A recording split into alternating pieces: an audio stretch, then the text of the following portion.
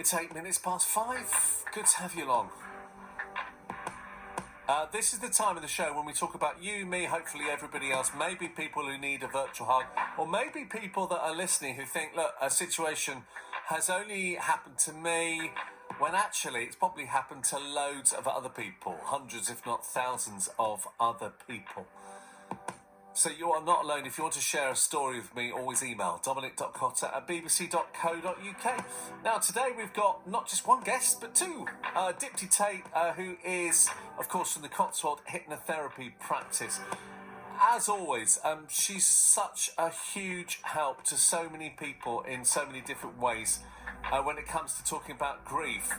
But actually, it's the first time, I think, that I've spoken about grief when it comes to people who've lost businesses during the pandemic. So if you're one of those people listening, there is help at hand from somebody who literally has experienced this herself and has written a book all about it. And in fact, they've both got a book out and coming out as well. Dipti's one is out in October. And also, Penny Power, OBE, is here, author of Business is Personal. I think that sums it up. And I grew up in a household where we had a family business as well. Good afternoon, Dipti. Good afternoon to you, Penny. Hi, Dom. Hi, Penny. Hi, Dom. Hi, hi both. Hiya. I think what we should do first of all is actually start with Penny, because I'm really interested to know whether you can sort of, just share your story with other people listening today. And Dipti, of course, a real expert in helping people when it comes to grief and dealing with that. But actually, this is the first time I've spoken to anybody about grief when it comes to business. Can you give us the story of what you were running yourself and what happened? Very happily. We can embellish on the bits that you feel are worth embellishing. I'll try and be as brief as possible to get to the root of what we want to talk about today. Yeah, in 1998, I came up with an idea when MySpace and Friends Reunited were around. Wouldn't it be nice if business people could be friends online, and created a community which ended up being well regarded as the first social network for business owners. And it was really on the back of my own sort of intuition around how business could become very lonely for people, but also my husband, who's just an incredible connector of people, a really awesome networker. So that was great. I mean, it was as they say, it wasn't even a back of the fag packet idea. It was literally, I want to do this. My kids were 3 kids under 5. I had just left the sort of corporate world. I wasn't planning to do anything extraordinary with my life, but it was something I thought would be quite nice to do for a few people. But we got that wave, that sort of 1999.com wave that meant that very quickly we had money being invested in us, and then we were going to go on the stock market. And I went from being very happy breastfeeding mummy at home to sitting in front of financial institutions pitching for the first seed money for our flotation, AIM flotation. Anyway, cut a long story short, we did a brilliant job. Went all over the world, created a beautiful culture of friendship in business. We believed in people paying a small amount a month so that they could be verified and be who they are and show commitment to the community. We had 650,000 members. Wow. And we were in 52 countries. It was phenomenal. And then LinkedIn and Facebook became stronger. They joined in. LinkedIn was 4 years later after we started. Facebook 6 years after we started. They were free. They had a very different business model. And I could go into a lot of, I think the culture at the time was business people didn't really want to be friends. There were only a few people that really understood the power of friendship in business. They wanted to sort of have their profile on LinkedIn and their friendships on Facebook. So it became a very challenging world. And it meant that my husband and I, we had many real ups, but we had quite a lot of downs as well. But we really believed in what we were building. I think if we built it now, it would be quite extraordinary. But at the time, the world wasn't really ready for our beliefs. We couldn't get the investment we needed to compete with this free world. We put our house up against it, lost our home. And ultimately in 2012, we had to close the doors on it. And very painful for 14 years. Our identity was extremely linked to it, which I think is something we should talk about with Dipti, because that's really powerful when you build a business. how you identify so strongly with it that you think without that business you are no one. So not only did we leave that world with a £2 million personal debt, we also, really didn't know who we were anymore at the end of that journey. Wow, Great things have happened since, but it was quite a journey to come through them. Dipti, that is quite a journey. How did you meet Penny?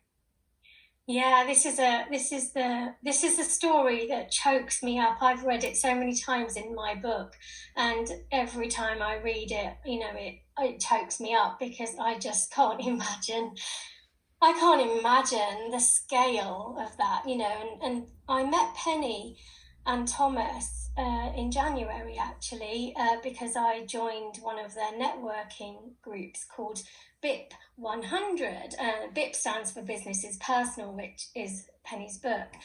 And the reason I joined their networking is because they put together those words, business and personal. And I felt so strongly that, yes, business can be personal. In fact, business is personal. And I think Penny shares this story of somebody upset her once, and she said, the person that upset her said, don't worry, it's not personal, it's business. And Penny said, no, business is personal. So, this is why when we have businesses, especially one on the scale of Ecademy, I don't think Penny mentioned what the business was called, it was Ecademy. And then when that gets taken away from you, it is like your life rug gets pulled from your feet, and loss of identity, loss of purpose leads to loss of confidence, literally leads to heartbreak. And at the end of the day, I believe that we don't just grieve when people die. We grieve when we lose things that we've invested in, especially things that we've loved. Could be anything that we've invested in, time, energy, money. So yeah, that's how I met Penny. Yeah, it's so interesting, and of course you interviewed Penny for your book, which is coming out in October. We'll talk about that in a minute. But of course you've got a book as well, and hopefully Penny Power OBE, this is going to help other people in a similar situation. We grew up with a family company myself, and I know that there's so much, not just financial energy, it's the emotional energy that goes into businesses is huge. So when did you actually lose the business, Penny, and where are you now? What are you doing now? That was in July 2012, and I have to say it had quite a slow death. I think it took about 3 or 4 years to die. Before you actually realised, right, that's it, there's no point putting in any more energy into it. Yeah. And in fact, chapter 2 of my book is called Being Broken, and it's much more detail in there, but it's, but yeah, and I think there's a lesson in that as well for anybody that's holding on to something. Be really careful, because sometimes it just isn't right time, right place sometimes, and sometimes the universe can be trying to give you a bit of a signal. But yeah, I mean, as Dipti said, I'm through this pandemic. As soon as it happened, actually, March last year, when it started, we were in a much stronger position in terms of the fact that we were resilient. And I think that what that gave us over time, with a few other traumas that happened in our life, is a massive sense of resilience. And also we maintained the same purpose that we have. And I think I always say that, if you've got a business and you've got a skill, then you are always going to be able to find your way through something. It's just what's going on in your mind that's stopping you. And this is where Dipti's a fantastic support to people, because I don't think that I used to say to people, I wish we had a wake for our business. And the fantastic thing about, true death, which we associate grief with, is you do have a wake. People acknowledge, they accept, they move on in time. But we didn't. We just came straight out of the trap the next day. Literally, I can remember the day the business was closed. The next day, I'm out there pitching for my life, really, to keep our children in their homes and in our home, and doing what we needed to do to keep them safe. So I think that anybody that's going through this at the moment, you've got to keep faith in yourself. That is the most important thing. You've got to keep your belief that you still have a lot of value to others. And I say to myself that my sense of purpose has never really changed. but I've had to jump in and out of lots of different vehicles to deliver that purpose. And Academy was one of those vehicles that I jumped into. And now, my latest thing that Dipti talked about, Bit 100, is the vehicle we're now doing it. And it still allows me to be who I am, still allows me my identity. But the gap in between is the bit where we do need to accept and grieve and manage that. Okay. We'll talk some more in a minute. It's a really interesting chat we have on the line. You heard the voice of Penny Power, OBE there, talking about her story of losing the business that she loved with her husband, of course, with her family as well. Dipti Tait from the Cotswold Hypnotherapy practice, also talking about how she helps people who've lost those businesses during the pandemic as well. She's got a new book coming out in October called Grief. It's called Planet Grief as well. And that's kind of, covered in it. There's an extra Penny Power story in that book as well. It's BBC, and it's 18 minutes past 5, Sunday afternoon with Madonna, Borderline.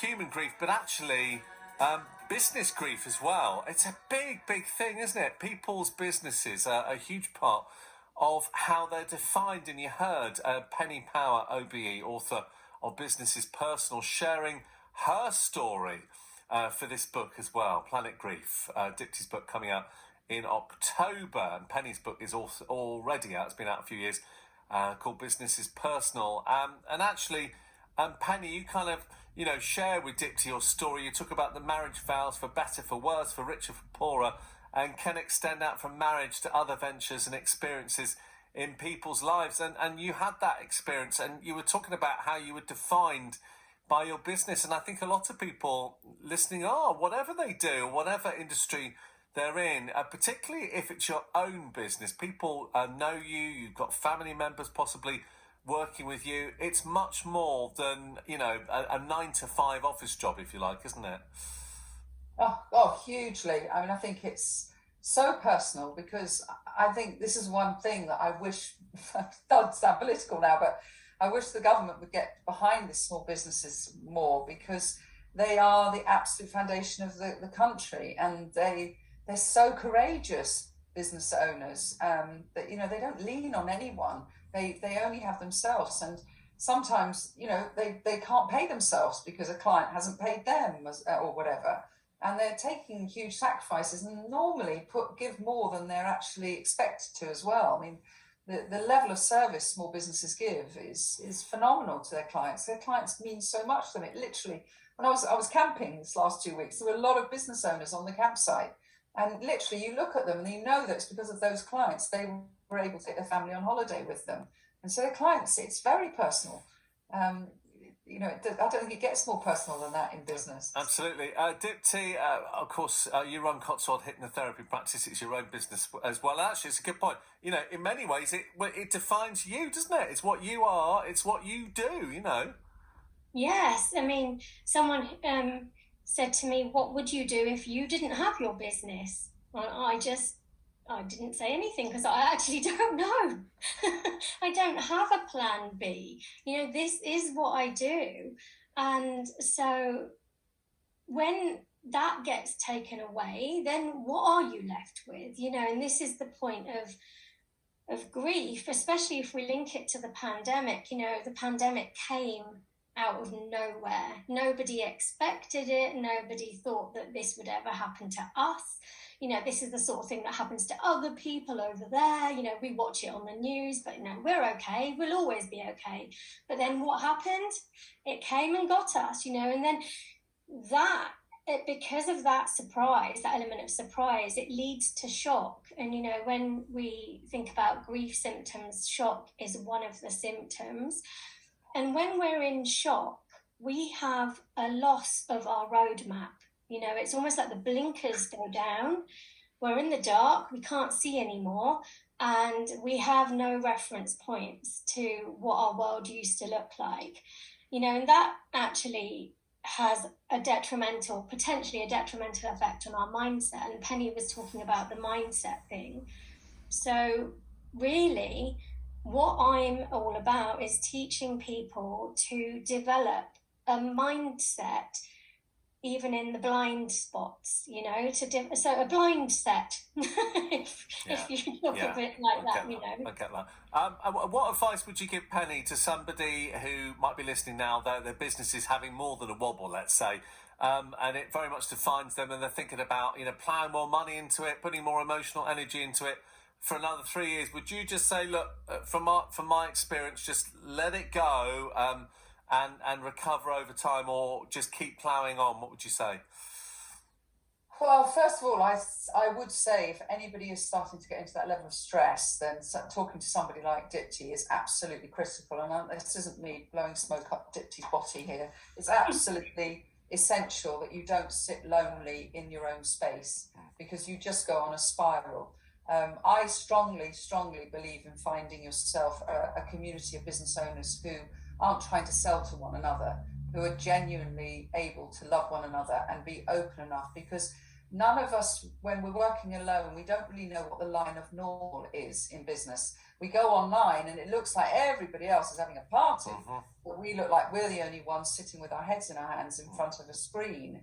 And when you are able to go into a group or a community, as I call it, which functions very differently to a network. So a lot of people say, well, I network. Well, you know, to me, networking is a utility. I go to network. A community is somewhere where you go to feel a sense of belonging and love. And so I would say, you know, find one, create your own, but find people around you that are willing to be very honest and open and share their life experiences. But also, we all have our primary skill, but we also have our secondary skills. And it's our secondary skills in business and around our ability to manage our mental fitness that's going to make a difference to our business. And so if you go into a community where people are sharing their secondary skills with one another as well, it's fantastic help. Okay, we're going to have to leave it there. We have run out of time. It's been so good talking to you. Penny Power OBE, just tell us the name of your book and just in a line what it can do for somebody who maybe is in a similar situation.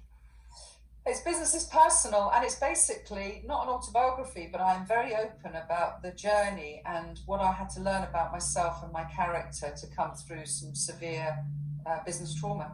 Okay, and Dipti Tait, Cotswold Hypnotherapy Practice, of course. Your book, Planet Grief, that's coming out in October, and of course features Penny, doesn't it? It does, yes. That's one of the most incredibly powerful stories, and it helps. Planet Grief will help you turn your grief into fuel. Okay, oh, that's a good one. I like that. Thank you very much indeed. Really appreciate you coming on a Sunday afternoon live for us, Dipti Tait. And Penny Power OBE, take care. Thank you so much indeed.